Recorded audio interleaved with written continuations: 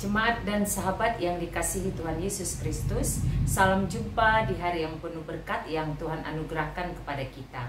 Harapan saya, kita semua dalam keadaan baik dan sehat. Sebelum kita mendengarkan firman Tuhan, marilah kita berdoa. Damai sejahtera Allah yang melampaui segala akal, itulah yang memelihara hati dan pikiranmu di dalam Kristus Yesus Tuhan kita. Amin. Firman Tuhan bagi kita pada hari ini tertulis dari surat Paulus kepada jemaat di Kolose pasal 2 ayat 3. Saya bacakan dari Alkitab terjemahan baru 2.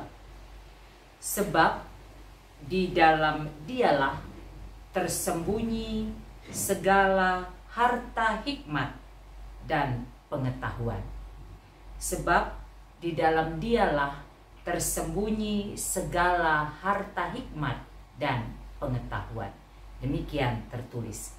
Kita bersyukur oleh anugerah dan kasih Tuhan, kita diberi kesempatan menikmati hari baru, dan kita imani berkat Tuhan selalu baru setiap pagi. Tema renungan kita pada hari ini adalah kita kaya di dalam Kristus. Kita kaya di dalam Kristus. Ayat ini merupakan bagian dari perikop dari pasal 1 ayat 24 sampai pasal 2 ayat 5 yang berisikan tentang pelayanan dan penderitaan Paulus. Bagaimana Paulus mau menjelaskan panggilan pelayanannya untuk memberitakan firman, dan bagaimana juga orang yang mendengarnya memahami bahwa ada hal-hal yang menjadi akibat dari pemberitaan firman itu yang harus dihadapi dan harus dialami oleh setiap orang percaya. Apa yang mau kita pelajari dan mau kita renungkan dari bacaan pada hari ini? Yang pertama, kita kaya dengan hikmat. Kita kaya dengan hikmat. Orang yang telah menerima Yesus sebagai Tuhan dan Juru Selamat pribadinya, khususnya jemaat yang ada di Kolose, memiliki kekayaan di dalam hikmat. Apa kekayaan di dalam hikmat itu? Orang yang percaya itu mengetahui keutamaan Kristus. Dia tahu bahwa Kristus ada terlebih dahulu daripada segala sesuatu, dan segala sesuatu menyatu di dalam Dia. Dia tahu bahwa Kristus adalah kepala tubuh, yaitu gereja. Dia yang sulung yang pertama bangkit dari antara orang mati. Lalu kemudian karena seluruh kepenuhan Allah berkenan tinggal di dalam Dia. Artinya orang yang hidup di dalam Kristus, dia kaya di dalam hikmat. Sesuatu yang hanya dimiliki oleh orang yang bergaul karib dengan Tuhan, yang telah menerima Tuhan sebagai Tuhan dan Juru Selamat di dalam kehidupannya, yang telah benar-benar mengalami dan mengimani kasih Tuhan dalam kehidupannya.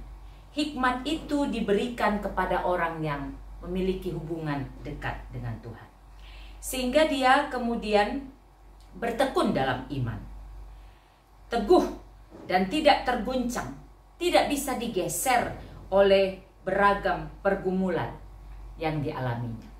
Itulah yang dimiliki orang yang hidup di dalam Kristus, sehingga dalam resiko atau konsekuensi dari dia mengikut Kristus, ada banyak tantangan yang dialaminya, dia tetap bisa menghadapi semuanya itu dengan hati yang bersyukur, tidak menjadi penghalang untuk kemudian bersemangat atau tetap teguh memberitakan firman. Karena apa? Dia memiliki hikmat, dia paham benar bahwa dia sedang memberitakan kebenaran yang berakhir atau menuju kepada kehidupan kekal. Itu yang pertama.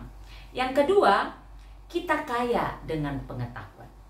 Orang yang hidup di dalam Kristus itu setelah tadi dia punya hikmat, memahami hal-hal yang tidak bisa dipahami orang yang tidak memiliki hubungan dekat, tidak beriman kepada Tuhan. Maka yang kedua, dia kaya dengan pengetahuan. Pengetahuan apa? Pengetahuan akan firman. Dia mengerti firman Tuhan karena bergaul karib. Lalu kemudian pengetahuan akan firman itu dihidupinya dan kemudian disampaikan, diberitakan. Kalau di ayat 27 pasal 1 dikatakan kepada mereka, Allah mau memberitahukan betapa kaya dan mulianya rahasia itu di antara bangsa-bangsa, yaitu Kristus ada di tengah-tengah kamu. Kristus yang adalah pengharapan akan kemuliaan. Ada pengetahuan yang tidak semua orang memilikinya. Pengetahuan rohani, pengetahuan ilahi, pengetahuan khusus yang kemudian membuat orang percaya itu mengalami dalam kehidupan rohaninya, mengimani lalu kemudian memberitakannya kepada orang lain. Karena apa? Karena ada sukacita dalam memberitakan itu. Kalau kita baca ayat yang ke-4 sampai 5 pasal 2, saya bacakan, hal ini kukatakan supaya jangan ada yang memperdayakan kamu dengan kata-kata yang indah. Sebab meskipun aku sendiri tidak ada di antara kamu, tetapi dalam roh aku bersama-sama dengan kamu, dan aku melihat dengan sukacita tertib hidupmu dan keteguhan imanmu dalam Kristus.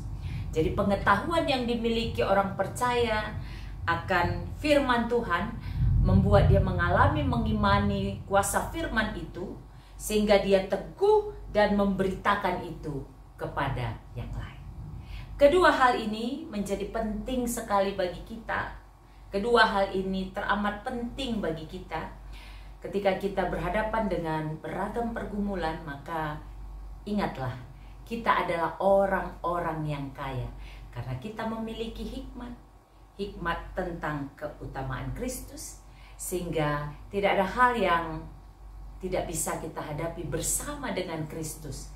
Karena dia menyertai, memberikan hikmat bagi kita, melampaui akal dan pikiran kita. Dan yang berikut, kita memiliki pengetahuan akan firman-Nya.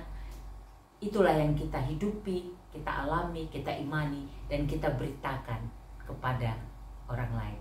Sehingga hari-hari kehidupan kita menjadi hari-hari yang penuh sukacita, hari-hari yang dipenuhi dengan semangat menggelora untuk memberitakan Injil, memberitakan kabar baik, agar kabar baik itu menjadi berkat bagi semua dan menjadi kemuliaan bagi Tuhan. Kita berdoa.